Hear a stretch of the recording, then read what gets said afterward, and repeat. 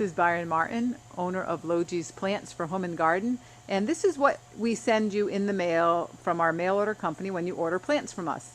So the plants are packed, and when we get them, we open the box up, and we're going to See what's in there. remove the plants. Now there's stakes often in there to keep plants from shipping.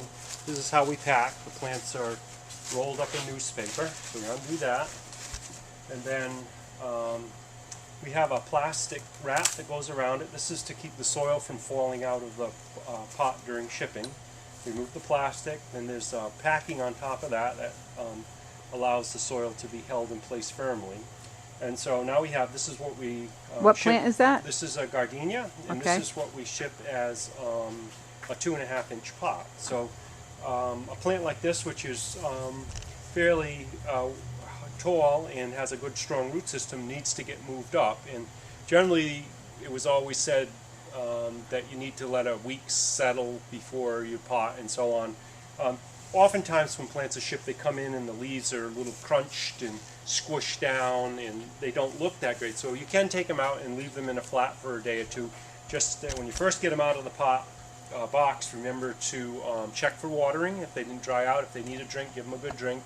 You can set them someplace for a day or two to let the leaves unfold, or, which we often do when we receive plants in the mail, we just simply pot them up. And so what we're going to do is we take our label out. Remember to keep your label and your plant together, because if you lose it, you may not remember what it is, or you may not be able to identify it. And then what we do is we tap the plant out of the pot, and you can see we have a good root system here. Now this is a 2.5, and we're going into a 4.5-inch pot, which is an increase of about 2 inches. They could go to bigger. You generally don't want to go any smaller unless you're working with really tiny items like succulents or some small begonias and things like that. And one of the things that has been taught in horticulture over the years is that you want to fray the root ball before you pot, but that is really not a good idea. It's a good idea if you're planting outside in the ground and you're working with plants in the Ericaceae family, blueberries, rhododendrons and stuff that have very tight roots. In our work here, we never fray the roots, and we never get a root ball that actually won't transition out into the new mix. So simply don't disturb it. It puts more stress on the plant. And so what we do is we take our pot, it's empty, we put a little soil in the bottom. Generally you want to end up with this soil level here just slightly below, and then what we do is we center the plant. That's always important, and we fill it up with potting mix like this, and Fill it all the way to the top. fill all the way to the top, and give it a good drink, give it a good tap like that, and there we go. And don't you want to leave a little bit of room for watering? Well, the thing is that as the plant gets watered and as the soil settles, you'll see there'll be probably a half an inch, 3/8 of an inch drop in the soil level from here that will allow for a reservoir as you water it as the plant grows. And this gardenia is what variety, and where would you This put is it? Belmont, and so you want to make sure you put your label back in, and then what we do is we get our water and give it a good drink.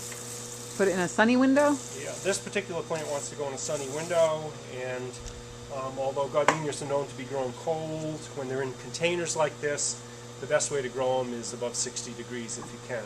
If you do grow them cold, make sure you really are accurate on your watering, meaning dry, wet, and reduce your fertilizer or eliminate your fertilizer during the cold period.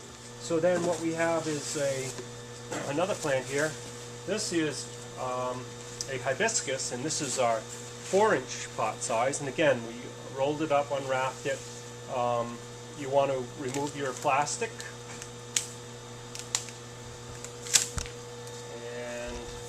You want to remove your packing and save your label again. Now this plant here is already in a 4-inch pot, and you can see we've tapped it out, and there's a fairly good root system there. Let's look at that It's root ready. system. It's Okay. ready to be moved up. You can see the height of the plant is good size. And so now what we're going is from a 4 to a 6, and it's the same procedure. We put a little soil on the bottom, center our plant, fill it up with soil, we go around and around. And why do you only go up like a few pot sizes, a couple inches? Generally, it's a good idea not to overpot things. There we go with our plant finish. Generally, it's a good idea not to overpot things. Now, you could go from a 2.5 to a 6. You could go from 2.5 to an 8. And in the nursery industry, it's often done where they take a small plant called a liner, which is a young propagation, and they move them up into big, larger containers.